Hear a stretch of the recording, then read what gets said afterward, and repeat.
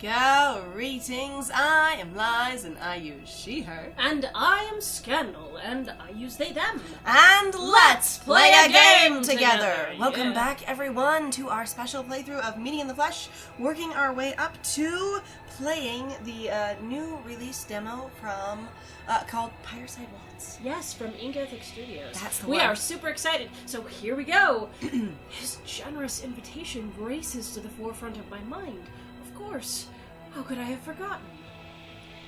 Even the exhaustion seeping through my body is briefly forgotten, replaced by a small, warm thrill working its way outward from the very core of my chest. I'm a little excited. Very level-headed. And then going, ooh. Also, I love it going, I had this, holy cow, this warm thrill working its way outward. I'm a little excited. And going, if that's a little excited, what's very excited? Ooh, goodness, Bill. Almost every other store is closed by now, their lights dimmed. Though a few remain open, I can see the owners bustling inside, neatening up their displays to close up for the night. Nyargh's storefront is the only one still lit, the warm glow of honeyed lights filtering out past the glass and spilling onto the ground below. As I draw closer, I can see the faint movements of a few restless bees moving about in their cages, but the store is otherwise empty. The small, handwritten sign on the door has been flipped from open to close. I would love to know what his handwriting is and what one thinks of it. Yes. Okay. Yes. I love that it's a handwritten sign. It also makes me wonder if it's specific to notate handwritten. Like, are there printing services? Right. In the whole world building questions where we were talking about, basically their literary traditions and stuff going, are there also printing services and stuff? Is handwritten notable, or is it just notable because I'm describing everything because I'm charmed by the whole experience? Going, wow, I forget, it's magic. Here Whoa. it is. Oh, it's Magic! Right. You know. Maybe Nyargh also forgot. I drift towards the door, trying to peek through the little window to see if he's inside, but it swings open before I can get that close. There you are. Him. I wasn't nervously waiting right behind the door to see if you would possibly show up at all. Nope, not even. I was worried I'd made you too late to finish your route. I love the concept also that potentially, like, Nyargh was sitting there going, oh god, what if I ruined it? What if I let them stay too long? And then what if they had to, go report to their boss? Or what if something went wrong? I'm also like, what if they lost their job? Right. If you don't finish your route in time, what happens? That's a good question. Does someone just have, devastating sadness because they didn't get their dinner? Who knows? Honestly, based on... So the fact is that you have to realize, Vil isn't transporting letters.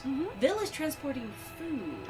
And specifically, very specifically made food that is required, supposedly, for living. It's your standard sustenance. Now, Vil had been transporting some special occasion packets, but it's like going, we bought steaks for dinner instead of, rice and, beans. And maybe. beans, kind of thing. It's still your dinner. Vil is not also just the milkman, it's dinner. Yeah. This is your whole food for the day, based on my understanding. Which also, economics-wise and world-building-wise, I'm actually really curious how that works out. If you have such a highly specialized food, basically, if this is what everyone eats, is this a compromise, maybe, that everyone has made because you're such distinctly different monsters in order to live together? Is this a sort of, joint effort where they were like, hey, we would all really like to do this thing, but we also don't want to have everyone doing specifically, this task, so we just, we decided on different things ourselves. I say it's also really interesting that everyone primarily eats salt, and salt has to be mined and processed. So I'm imagining, in Neolithic monster society, if you were, you just have a bunch of them, licking rocks out in the field. But that's also why I was like, this very hyper-specific process, how did this come to be? It doesn't mean that it's necessarily impossible, but it does seem, at least right now on the face of it, it does seem rather limited, and it seems like a huge weak point. It's also very, very interesting in that way, going, if this is the basic thing you need to live, and some people don't have enough money to get it, as Yustel talked about, right? And the fancier versions of it, cost more and are also difficult to get, because not everyone can afford them, then I would wonder, are there competitor salt sellers? Are there other salt delivery services that you can, basically go to instead? Are there options? Right. And also, it's really interesting that you then wouldn't have any food stores or fast food stores or things like that in general if this is your food. Now, we do know, and I'm going to spoil a tiny bit of Breton's route, that they do have street vendors that sell other things that are treats or snacks, but not meals. Yeah, because it's not considered as, like, basically filling. It's not considered your sustenance. It's more like having a candy. Yeah, exactly. Mm-hmm. Which is really interesting, but also at the same time, too, like, at least for me, the fact that they have something like this, like, let's just say Vils is the only one, somehow, magically, right? In the way that is. And you just go, holy shit, you guys all agreed to this, and you guys worked together to make this possible. You are incredibly, basically, what I would term as a white, non-binary, American from the United States going, holy shit, you guys are incredibly altruistic. And organized. And very organized and very helpful with each other and your needs and your services. Like, damn. Interestingly, also, it's like, even though you pay for it, it's like everyone getting Meals on Wheels. And it's just like all food is delivered to your home. Period. Your standard ration for the day. Except for we're not rationing during wartime. And I would wonder if that's basically... Interestingly, I wonder if Vil works at what is essentially a government job. Because if it's something that everyone needs and it doesn't come from anywhere else, there aren't salt stores to buy it from if you're not getting it delivered. Then I would be very curious. Now, perhaps there is. Perhaps, like, the factory has what we would consider, like, a shop front up front, and people could actually go shop for salt there. But that's never implied or stated, and so it's a really curious thing. But that could also be basically Vil's sort of limited exposure. This is my part of the job, which makes sense. Sometimes my friend and I actually didn't, like, we would have to go out of our way to go learn more about the manufacturing environments that we worked in. Now, that was specifically our drive, but I don't know how much, especially, like, since we're focusing on a very small incident here, because a lot of this is about the eclipse. Perfect sense that Vil isn't talking about those things, but it's also very interesting to ask, going, what's it like to live in a place where every citizen that can afford basic daily food gets it delivered every single day? And that's where your food comes from, period. Exactly. Root. I shake my head, smiling. It's kind of him to worry. I managed to finish it on time, though it was admittedly a close call. I'm blushing terribly. Today's been an interesting day, but I'll be happy if I don't have to run that many deliveries again in one day. Nyargh nods sympathetically before holding the door open wider. The smell of honey comes wafting outwards, and I can hear the faint chittering of a pair of bees arguing with each other. Some of the ache in my muscles seems to melt away already, and I eagerly stumble forward through the open doorway. I love the freaking bees. I freaking love the bees and the way they're written and characterized so much. Thanks, Nyargh. Honestly, though, okay, so I have to say, again, easy ways to say that Vil is comfortable around this character. It doesn't have to go, I'm so comfortable around this character. You go, my muscles relax more. I actually don't hurt as much as I go into this environment around a person I am attracted to and a place that is comforting to me. You don't have to say, I am comforted. You just go, my whole body relaxes, and that is, I am comforted. It's really cool. Actually, there was this really cute post on Tumblr that my friend read to me a while back where someone was talking about, I love my wife. I love her so much. She's the biggest comfort in my entire life. The thing is, I found out, like, I knew she was stress relieving, but I didn't know how much. One time, she walked into a room when I was getting a medical exam, and my blood pressure and heart rate literally went down. I know. Because I was so happy she was there. It was really sweet. And it's that kind of thing of going all the time. People gush and describe that someone is experiencing, comfort or joy or enthusiasm, but describing the nature of it instead of the name of it is really cool. It's really good. Thanks, Nyargh. Don't mention it. I love the smiles. The faces are so good. Happy. I've never seen Nyargh's store so empty before. The atmosphere feels completely different now that it's just the two of us in here. Much more peaceful. I also like the indication of sort of comfort and intimacy there as well. Not going, we're alone together, I get fluttery, I get anxious. There's so much of romance that depends on basically... Anxiety. anxiety. And they go, no, but it's nervousness. The flutters, nervousness. It's Yeah, just, like, it's like, no, that's not comfort. That's not ease. Uh-huh. It is an anxiety response, even if it's an attracted Anxiety response. And it's really nice to have something that's deeply comfortable, that's at ease, that's soothing. Uh-huh. And like Vil's comfort with Nyargh and their ease together is wonderful. And describing the shop feels more peaceful instead of I'm suddenly deeply aware that we are alone together is just really profound and follows really well with my whole body relaxes. Vil's like, this is an escape. This is a vacation. This is a safe place. There's comfy. It's also like, it's good. Also, I love this bit. Nyargh's let most of the bees out from their cages to roam, now that the floor is empty, and there's less danger of them getting squished or trampled by customers. And it's a pleasure seeing them bumble about. Some cuddle together in the corner, dozing. Others wander about, chittering at each other and exploring familiar territory. A pair near the entrance are fighting, clumsily swiping at each other with their legs and making angry buzzing noises. Because these bees are secretly cats. On it, yes. Yes. Which makes me laugh. Honestly, though, I really want... Okay, so this has been a thing that I've always wondered about, is going like, okay, so people will buy bees. What does it look like when you have a bee at home? That's what I was going to say. Does the bee just wander about your house? Do they have, like a place to make their honey, like, you know, your chicken would have a nest or something? Or do you keep them, like, kennelled during honey making hours and then you let them wander around otherwise? Do they sleep with you in your bed? Exactly. Like, what kind of, nutrients? What do the supplies bees look like? Eat? Also, I love... Because clearly these are giant fucking, mutant bees. And I love that he keeps so many bees. I also love that he takes such good care of them. But I'm just imagining him going to clean the cages. Instead of shooing the animal out of the way, you gently pick it up, pet it, tell it it's a beautiful, amazing creature, put it on the floor, and then clean the cage. But also, I would be so sad if I walked into that store and, like, stepped on a bee foot or something. I'd be like, no! End of my world! Also, as far as I can tell, based on at least Vil's assessment and conveyance, is the fact that also, like, bees are very expensive. So honey is very expensive, but bees are even more expensive, obviously, because you're getting then that creature that supposedly is going to make a lot of expensive honey for you, right? So I'm like, I can imagine basically the thought of being like, if you injure this animal, there might be some interesting repercussions coming their way. Consequences, yes. Making angry buzzing noises.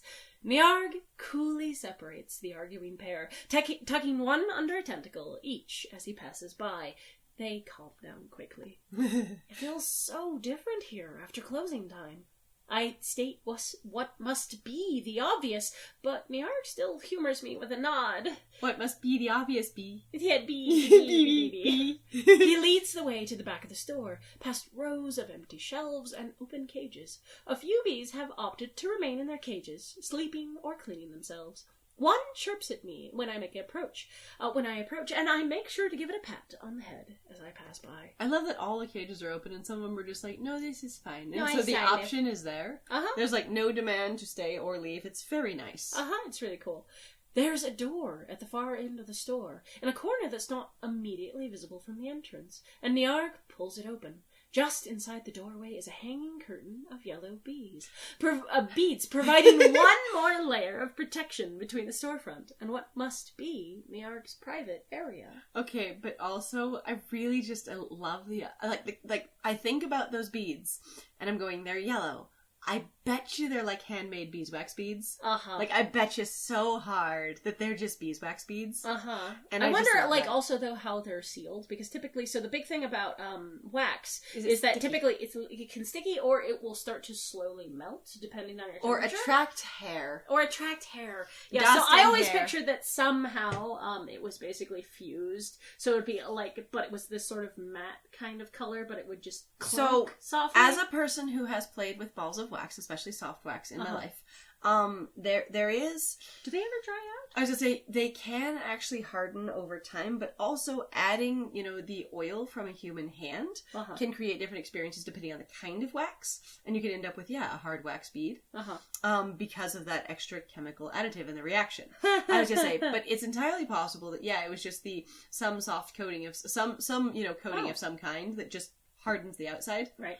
But if you cracked them open, they would still be malleable wax on the inside. Right. Actually, which it completely reminds me. So, fun trick about people that if you want to try it on your own, if you're ever drinking soda, so carbonated drinks, whenever you have that experience where you will pour your soda and then it bubbles and it fizzes all the way up and you're like, oh god, it's gonna go over the edge. What you can do, and this requires basically not being super clean, so basically you can't have recently like washed your face or anything like within the last 10 minutes or so. So what you can do is you can actually take your finger and just kind of rub lightly over your face, so like over your nose and maybe over your cheek, and just kind of poke your finger into it and you'll watch the bubbles just collapse. It's a really interesting process, but it's a reaction because the bubbles lose basically stability because of the oil in your skin. And so you can actually save your drink, as it were, or stop things from going over the edge if that ever occurs. Just by introducing some of your own personal body oil. Which will happen anyways when you take a drink. It will. So it's not like it's any grosser than that. I just think it's really cool. That was a thing that was actually taught to me back in high school by my ex's dad. That's wild. What a weird thing to think. I'm guessing that someone at some point... I was drinking soda. Had their soda bubbling over, and they just put their hand over it, and the parts that touched the fingers went down, but the rest didn't. And then it, wore off or something, and they're like, I need more skin, but I don't want to, rub my whole arm through it. Who knows, or something. Honestly. I don't know how somebody figured that out. That'd be really cool, though. Nyargh's private area. Go ahead. A pair of tentacles reach over me to pull aside a few strands of beads. They rustle against each other, giving off a faint smell. It's pleasant, like honey, but more muted, with the undercurrent of something woodsy and natural. They're made of beeswax. Yes. Nyargh must have noticed me looking at them curiously, because he gives a quiet explanation as he shifts a strand of beads over his tentacle. I couldn't remember if they were actually made of beeswax, but I really do picture that he made them. Oh, absolutely. The smell is a little more mellow than honey. Helps me calm down after a long day. I love the little mouth on top. It's so good. It's wonderful. They're great. Hi. Me also. They smell amazing. I'm not gonna taste one, but I really want to. You know what? Can I eat them like cereal? I want to just treat it like a candy necklace. Num, num, num, num, num. Holds the bead curtain aside. Thank you. Grabs hold of strand. Num. Slowly wraps it around you and goes. Num num num num num num. They're delicious. Nyargh. Oh, that took me some time. Indeed, the little hallway past the doorway feels calming to walk down. The air still feels warm, but without the intensity of the storefront. The lights are dimmer, the air less saccharine sweet, and the bustle of the streets outside feels further away. Alright, what you giggle at? I was gonna say, one, I love how many tentacles he has, that he's holding these, walking on his tentacles, and opening a door with them and stuff, and opening a door and moving a bead curtain. It's so great. He's huge, which is wonderful. Enormous. I was gonna say, he clearly has so many tentacles, but it was like, we were being silly, and so it was hallway and doorway and fuelway and walkway and airway. My brain just kept weighing. Further way? More way. The storeway. And long way, short way, airway, warm way. It feels further away. The storefront way. A small stairwell branches off to the right, but Nyargh gestures me past it towards an open doorway at the end of the hallway. As I step through that open doorway, I can't help pausing and blinking. Because his house is wonderful. Nyargh's private quarters aren't quite what I imagined. Definitely a pleasant surprise. Both of us were very surprised as well the first time we saw this. Like, when we just saw this live for the first time. Here, it's H? Yes. We really were like, we didn't expect this either. This is super fucking charming. We were like, oh my god, cottage core. Also, it's very reminiscent of basically your sort of minimalism, but also, toned for the flesh world experience of, your romantic hanging swing in the garden. It's got a very romantic feel to it with the vines and the plants and things. And it's very friendly, it's very warm. So I really do have to say, okay, so Nyargh's house, spoilers for everybody else, is the only one that you ever get to see the inside of. It's true. And you don't get to see anyone else's. Though eventually, on one of the routes, you actually do get to see inside of your house and someone else's house, because you have a place that you have together with them. But it's not But like it's not it was their home house. here in this world. Yep. So I was always charmed by this, going like, oh my god, this is like the soft, squishy, like, I just adore this. It's so good. It also just looks like warm and soothing. I so want a picture of Nyargh with fuzzy little bees tucked up under his tentacles, though. Like, Me really, like, just too. scooting gently through just these bees. I just gently hang. I should probably just go ahead and, so, if you guys don't know, so the main artist on this, Hal, or CacoEthicArt, he has links down in the description. He also does Twitch streams, and he also does art requests. And so I am debating actually on requesting of him at some point of just being like, can I just have a picture of Nyargh with bees on the little swing couch thing? I just want Nyargh lounging on the swing, just surrounded by bees like a king. But like cottagecore king. Comfy cottagecore king. Yeah, because that's just him. Me and my bees chilling, and like holding, you know, a cup of tea and a little biscuit. Go ahead. Take a seat. I sink into the plush seating, feeling the material compress under my weight. There's a natural warmth to the material, and the way it molds around my body is wonderfully comfortable. I find myself giving a contented sigh as I lean back, enjoying the way the seating gently holds my weight, swaying gently. Memory foam in a hammock. Yes. Yes. Nyargh takes the chance to deposit the 2 bees he's been carrying into my lap. You are giving a gift. Here, a present of Fluffles. They seem to have forgotten all about their little spat during the short walk from the storefront, now content to sit next to each other. One promptly begins crawling around the couch, antenna patting over the material in search of the most comfortable spot to sit. I love that. The So other good. seems happier, sitting where it's been placed, starting to groom itself with small humming noises. Oh my god, okay, so that reminds me. A couple of days ago in my real life, I found actually okay, so mites are, if I remember correctly, relatives of, like, spiders. They're arachnids, right? Yeah, they're arachnids, if I remember correctly. But the thing that I've learned, actually, recently, was that instead of developing antennae, as a lot of creatures tend to do, what mites decided to do was to develop really long extra front arms, so that they run around literally smacking everything With their arms. instead of And so, a couple of days ago, I found a mite on our kitchen table that was literally doing that, and I was just giggling the whole time trying to take this mite outside. This little sort of pale, kind of bluish-white body, and then these long red legs in the front just going... So that's what I think of whenever I think of antenna now, because that was a thing that I actually learned on Tumblr, was that due to some choices by evolution, in this case, instead of developing antenna, they went, you know what, just really long fucking arms. Like, so the antenna really just feel out in front of you. We're just gonna feel out with hands. Yeah, just hand slap the whole thing. Okay, that's really great. I didn't know that. Also, though, I recently learned that bees from different countries have regional dialects of buzzing. They do! And I thought that was amazing. It's so So if cool. you have bees, even the same variety that grow up in different places for whatever reasons that I don't know, I'm sure science does, they have distinctive buzzing sounds that they make, and I freaking love that. Bees have accents. They do, and it's really fascinating. Humming. Patting all over the material in search of the most comfortable spot to sit. The other seems happier sitting where it's been placed, starting to groom itself with small humming noises. The arrhythmic flicker of feelers and wings over my skin tickles. Let me go get something to drink.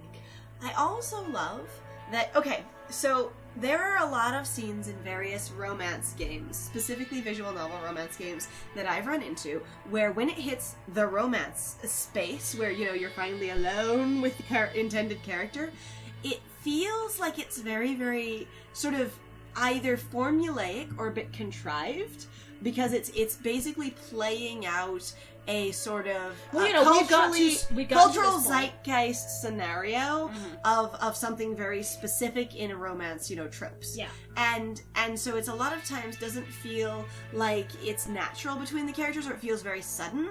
And what I freaking love about this is I've invited you to come by the shop. And we just both understand it's for a casual visit because we're familiar with each other. I love, again, that Vil actually knows their suitors in this game and doesn't just meet them for the first time as the game starts. These are people that Vil is familiar with and has rapport with, and even if Vil is having new experiences with each one of them, depending on what you choose for your route, right? It is stuff that follows naturally from a relationship that has already been built. Right. And I think that's really cool, where, again, Vil doesn't have any of those anxious, nervous, you know, sort of fluttery, I'm uncomfortable about my crush and I don't know what's happening kind of things, but is very much like this person who I like and respect very much and developed a closer connection with today by doing something new with, has invited me back, and I'm totally down with that. And the I'll go get it wasn't like a, okay, I'm here to work. It was just an understanding of this is a social visit and we're going to do this. I think that's very cool. I also think it's very interesting because I was just, so I actually started looking for something as my friend was talking, because it occurred to me here where suddenly I had a moment going like, I wonder how this game would feel tonally if you basically kept everything the same, but you basically just replaced everyone with attractive humanoids. Right. Right. Regular hot people. Regular hot people, as it were. And my brain was kind of a little bit confused about it, and I thought it was interesting because I'm kind of going through this scene again, even just in my head, of this whole section when we first played it. Like, of how much it was like, you get to know Nyargh as a character, you get to spend so much time with him, like, just all these are the details, and I was like, hang on, would you actually be able to notice that in a basically, quote, regular visual novel, or at least in a visual novel where Nyargh and the other characters were all far more conventionally, you know, acceptable or attractive. Must be so difficult to be conventionally attractive. And then it reminded me of a quote from Gretchen Felker Martin, who is the author of Manhunt, where actually going, otherness was so appealing to me. Queer community is about finding people who love the parts of you that society won't even look at. And the reason I thought of that was because I'm like, honestly, because, like, one of the reasons I like monsters so much, and I really do mean, like, truly, like, monstrous character designs, is largely because you get to spend more time not being obsessed with what they look like visually, but you get to spend time with Nyargh's skills, you get to spend time with his words, you get to spend time with the other parts of you that society won't observe, your thoughtfulness, your awareness, your care, your Okay, I love this. I love yeah, this. go ahead. I gotta say, I'm so inspired. You're bouncing right now. out of this your is so seat. good. Okay, so I love that in every way. I also would like to try and like codify a little bit in the way I'm understanding it, because there is a thing that happens over and over again that my friend have experienced in like almost every visual novel we've played. I say almost very poignantly, where if the characters are really hot, it seems like there's just an understanding that that's all that's needed. Yes. Like there's sort of this understanding that instantly you're into them, instantly you like them, instantly everything is already in place. Can I drop and it's a in relationship. that to me, at least, it feels like some sort of theatricalized or extremely hyperbolized, basically, pretty privilege? Maybe. You just assume that the character is worth all this time and attention because they're attractive. Right, they right. deserve all these things. They deserve all these forgivenesses and understanding and whatever else because the character is attractive. You also assume that also they are means- valuable and wonderful and thoughtful and desirable, that they are all the things you're going to want out of a relationship. And there's been so many times where my friend and I have been excited to get to know someone where we're like, okay, they seem interesting, or, you know, well, they've displayed the most of whatever route or whatever, or we have to, or in various, like, specifically Genius games, you just get to spend time, there's no routes, you just spend time around all the love interests, right, whatever they are, and then you pick at the end. I would say, but it's like, you could spend some time and go, okay, you actually have a little more personality, and I like this, I'm gonna pay a little more attention to you, but then go, it doesn't go anywhere a lot of times. And there's been so many times where a scene has come together where it's supposed to be this grand, romantic, impressive moment, and we're like, they have no connection other than apparently he's hot. Right. And the main character is super into that without any other features being considered. And what I was gonna say is basically what my friend's describing is the experience that they try to come across with, even if it's not done very well, in the story of Beauty and the Beast. You have to get to know who they are as a person, and do you like them as a person. And I'm just going to run to the Disney cartoon really quick because it's hilarious in my mind. Yes. I think the reason that so many people got really frustrated and disappointed when the prince turned into a human and went, oh my god, you ruined him, which that is a big thing. If you're not one of those people, and this doesn't sound relatable, you can go ahead and look it up. But it's a huge fan base of people going, he should have stayed a beast, or he looked terrible as not a beast, and that was what a disappointment, right? And the thing is it's because they didn't fall in love with his personality. Nobody that falls into that category fell in love with who he was as a person. They fell in love with basically the visuals and the aesthetics and the behavior associated with the body he had. So if he couldn't come sweeping into a room on all fours and swish his tail at you, then it wasn't appealing when he just walked in as a man, because the personality they cared about was in the body.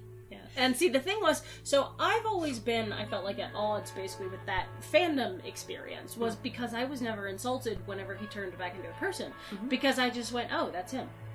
And that's the thing is, I think it's really funny because it does turn the convention on its head, where it's like, you're not supposed to care about appearances, and so she's supposed to get over the fact that he's a beast, but the viewers have to get over the fact that he's now a human. And so it's like, so do you care about appearances? But that basically comes down to, you didn't fall in love with the person as who they are if you're really frustrated when their appearance changes. Again, this is not a value judgment thing. It's just an interesting observation. And again, it doesn't say anything, like, so if somebody says one of their favorite movies is Fight Club, like, it's been a discourse thing lately, if you know what I'm talking about, you know? But it's like, if somebody says they like Fight Club, it doesn't mean that they're a terrible person. It really doesn't. It also doesn't mean you're bad if you fall in love with someone for aesthetics. Yeah! Like, also, we're talking about a like, they're an inanimate object. It's a fictional character. It doesn't fucking matter. So this isn't a value judgment. It's really just this is a phenomenon that happened that's interesting. And it was a really huge part of, like, what I remember a lot for basically my exposure to monsters and my exposure basically to the culture of attraction. The allo-romantic sort of expectation of society, especially allo-romantic hetero experience, which I think is really interesting. Anyway, so thank you very much. Actually, you guys, we're gonna actually find out what we're gonna get to drink in the next one. Honestly, with Nyargh. Yeah, I'm so excited for him to go and get us a drink. It's gonna be amazing. We're just comfy on the hanging vine couch in the memory foam with soft bees popping around us in the gentle sunshine, and you know, our boy, our intended, he going to get us a drink. He's going to get us a drink, and it's going to be great. And again, actually, I will say here that if you have not read Manhunt, and you are interested, it is a very mature horror novel. So I just finished it today in my real life, actually. And it was fascinating. And I would say that I do recommend it. Based on some caveats, definitely read the content warnings. Because it may not be for you, given that it is graphic horror. Yes. Now, to me, it wasn't like scary, spine-tingling, jump out of your seat horror. It was deep-seated, like, body emotional horror. Discomfort with the situation of things.